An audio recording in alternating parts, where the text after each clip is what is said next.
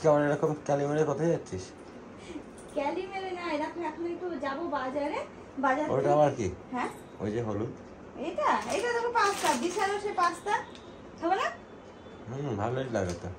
ওই জন্য তো ওই এখন যাবো, নিচে যাবো, তারপরে বাজারে যাবো, বাজার থেকে কিছু জিনিস পাস্তাটা অনেকদিন গেল তো। হ্যাঁ, এখন তো অনেক যাবে। আমি বললাম না একসাথে 2 প্যাকেট অর্ডার করেছি, তারপরে এক এক প্যাকেটে 1 কেজি করে আছে না। এটা এই পাস্তাটা তো খুবই ভালো, ময়দা দিয়ে বানানো না, আর এটা কোনো রকম কোনো প্রিজারভেটিভ নেই, সেই জন্য তো এটাই নেওয়া। ওটা আটার পাস্তা না?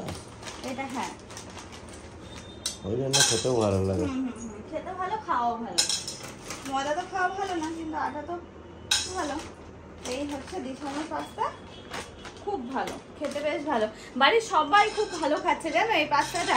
কারণ কি বলতো, আগে না আমাদের বাড়িতে সেরকম পাস্তা হয়নি, কিন্তু এটা বানানোর পর সবাই বেশ ভালোই খায় পাস্তাটা বানালে। আজকে অন্যরকম ভাবে বানিয়ে দেবো, ইতালিয়ান স্টাইল। হ্যাঁ, তো তার জন্য একটু বাজারে যাবো, টুকটাকি কয়েকটা জিনিস নিয়ে আসতে হবে। সবাই ঘরে সব জিনিস থাকে না, তো সেই জন্য কিছু জিনিস নিয়ে এসে আমি ফ্রিজেও রেখে দেবো, তাহলে যখন ইচ্ছা হবে তখন আমি বানিয়ে বানিয়ে খেতে পারবো। তো সেই জন্য যাবো বাজারে। আর এই দেখো, আজকে বাড়িতে বেশি কেউ নেই, মাত্র অর্পণ আছে আর হচ্ছে মধু কাকু আসবে, মধু কাকু তো দুজনের মতো বানাচ্ছি, সেই জন্য এই কটা নিলাম। এর আগের দিন তো অনেক নিয়েছিলাম, সবাই খায়, আর আজকে মাত্র দুজনের জন্য। এই দেখো পাস্তা নিয়ে চলে এসেছি, আর পাস্তাটা এখন রান্না করবো। তো তার জন্য প্রথমে একটু গুঁড়ো দুধ গুলিয়ে নিচ্ছি, কারণ আজকে একটু মিষ্টি মিষ্টি পাস্তা বানানোর ইচ্ছা আছে।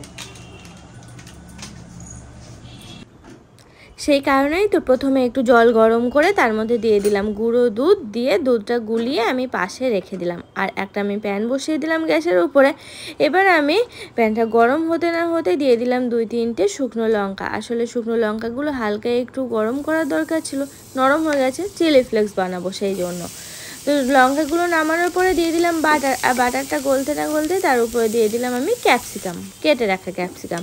তো ক্যাপসিকামটা একটু নাড়াচাড়া করতে ক্যাপসিকামের উপরে এবার আমি দিয়ে দিলাম যে পাস্তাগুলো আমি বানাবো সেই পাস্তাগুলো।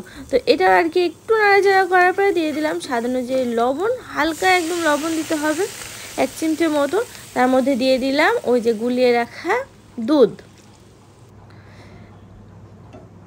এবার দেখো, দুধের সাথে পাস্তা, ক্যাপসিকাম সব কিছু ভালো করে একটু মিশিয়ে নিয়ে এবার আমাকে দিয়ে দিতে হবে একটু ঢাকা।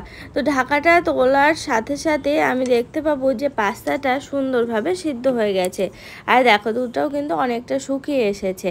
তো এই অবস্থাতে আমি দিয়ে দিলাম সেই যে চিলি ফ্লেক্স যেটা বানিয়ে রেখেছিলাম, সেটাই দিয়ে দিলাম। তো আবার একটু নাড়াচাড়া করে নিয়েছি, এমন দেখতেও ভালো লাগবে আর একটু ঝাল ঝাল ব্যাপারটা। আর এই খাবারের সব থেকে টেস্ট ফেরাবে এই চিজ। তো উপর দিয়ে দিলাম একটু চিজ, তার উপর দিয়ে দিচ্ছি একটু অরিগানো। এবার দেখো দেখতেও যেমন সুন্দর, খেতেও কিন্তু ঠিক ততটাই সুন্দর। তো দেখো কত সহজেই হয়ে গেল। তো পাস্তাটা হওয়ার পরে আমি কাকুকে আর অর্পণকে দেওয়ার পরে ওদের খাওয়া হয়ে গেছে, তারপর আমি চলে এলাম রান্নাঘরে। এখন রান্না বান্না করবো রাত্রে। আসলে যে সবজি কেটে নিলাম, কেটে নিয়ে এখন কড়াই চাপিয়ে সবজিটা রান্না করে নিয়েছি। আর এক সাইডে আমি চাপিয়ে দিয়েছি ভাত।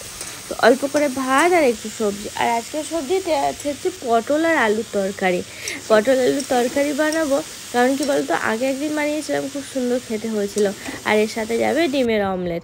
তো দেখো আমি কিন্তু পটল আলু তরকারিটা চাপিয়ে দিয়ে এখানে বসে পড়লাম একটু পঞ্জিকা দেখতে। তো চলো আজকের ব্লগটা এই পর্যন্ত রাখছি। তোমাদের কেমন লাগলো অবশ্যই জানিও। যদি ভালো লাগে আমার চ্যানেলটিকে এখনও পর্যন্ত যারা সাবস্ক্রাইব করোনি অবশ্যই করে একটু সাবস্ক্রাইব করে দিও। তাহলে আজকের মতো টাটা, সবাই ভালো থেকো, সুস্থ থেকো আর সাবধানে থেকো।